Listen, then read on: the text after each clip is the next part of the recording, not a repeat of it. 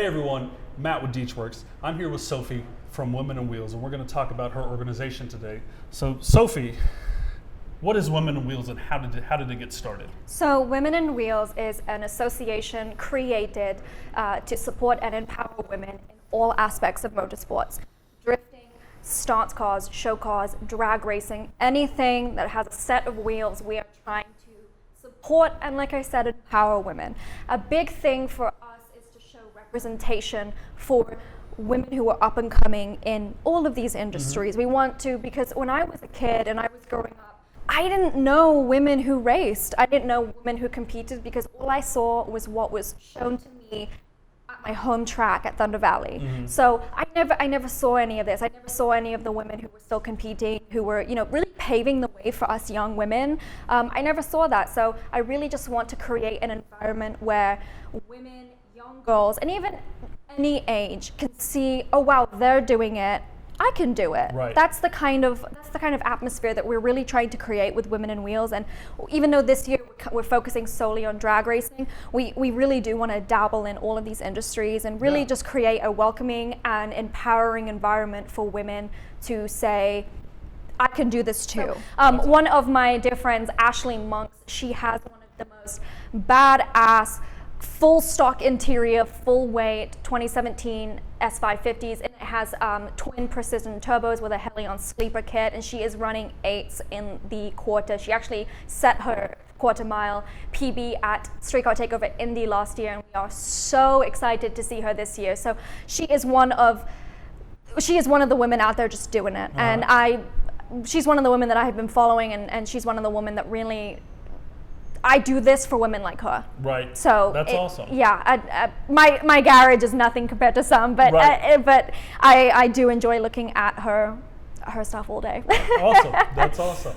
I've got kids. I've got a 10-year-old daughter and then two twins. So I've got a little boy and a little girl. Yeah. And so women's representation and things is really big for me. I'm a huge comic book nerd. Yeah. And so when my daughter was about 7, she wanted to go as Batgirl for Halloween. I love that. And the little boys at school told her she couldn't because comics were for boys. And so I'm sure that that's kind of what you've seen too within racing, that racing's for boys and things like that. So I think Women in Wheels is really something that's out there, not trying to confront that, but maybe just trying to address that. Of course, yeah. And we've been really lucky.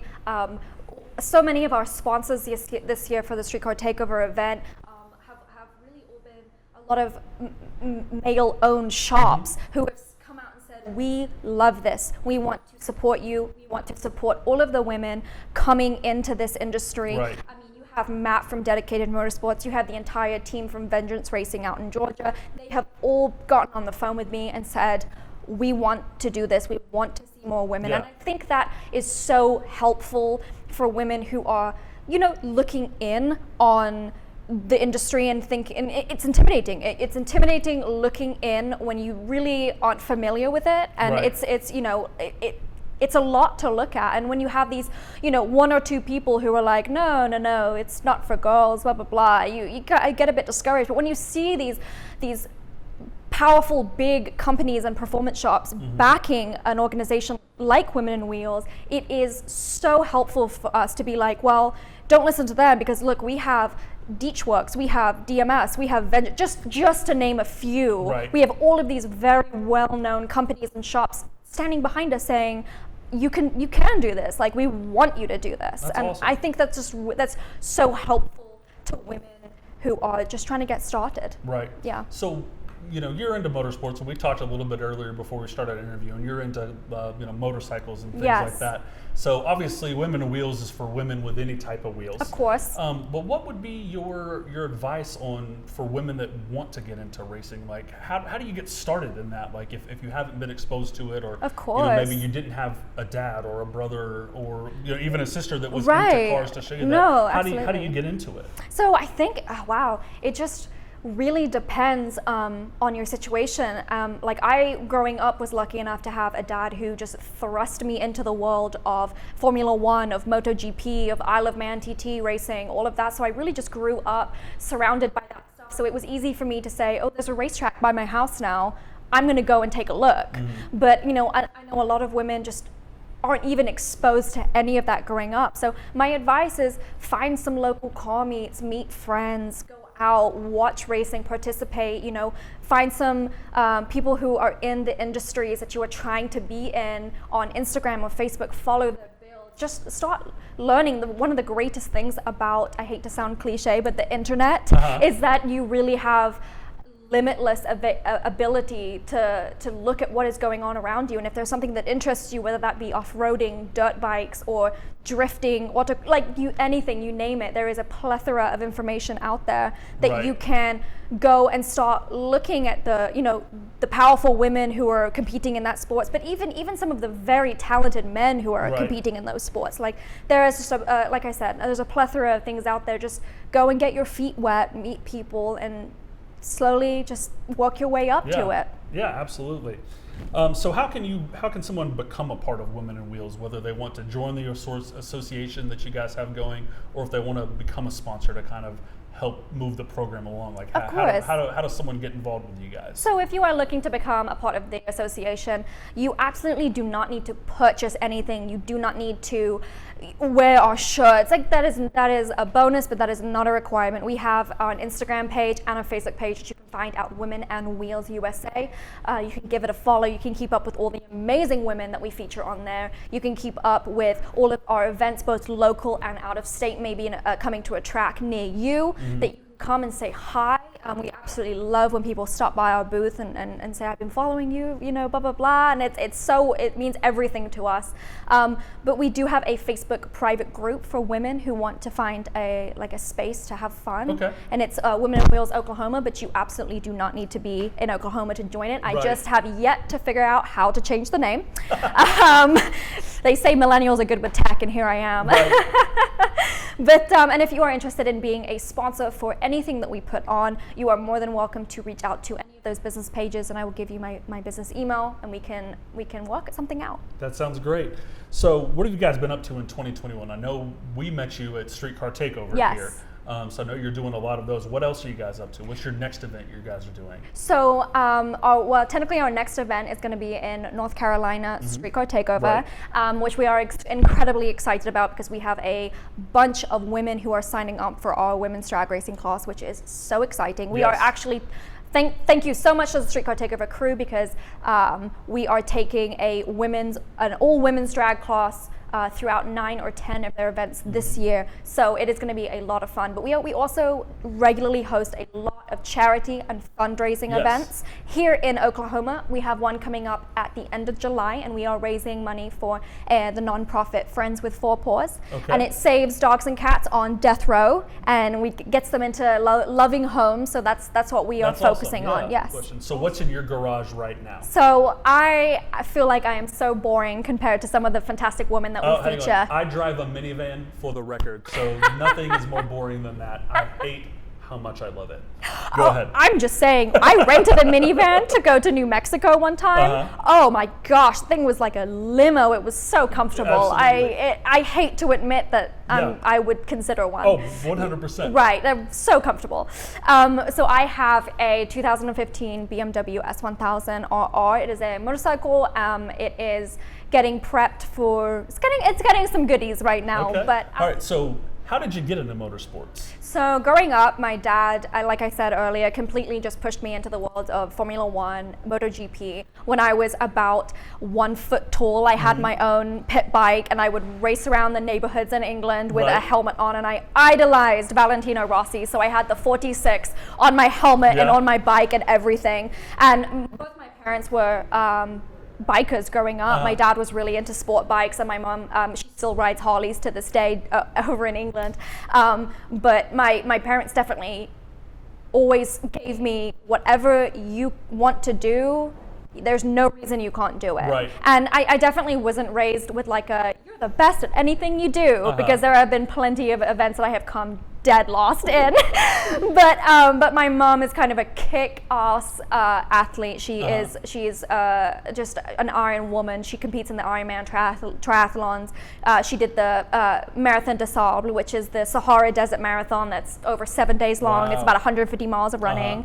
So when I started expressing interest in motorsports, my parents were like, go for it. There's no reason you can't do this. Yeah. So I definitely feel very blessed to have those kind of parents that just really encouraged me to do anything. And that's really why I wasn't afraid to make that step into motorsports, because I knew that even if I failed or I came lost or I didn't do well, that it was okay. I could still get out there and try it on for size. Right. So that's a big reason why I started Women in Wheels, because there are going to be times in your career, whether you are racing on the track or in whatever you do, there is going to be moments in your career where you do come dead lost. You break, you can't compete, you know, and there are times where it really tests your patience and your passion and everything. And I think that when you have a really great group of people, men and women surrounding you, I really just think that it makes everything so much better. Right. You know, and there's been so many times where,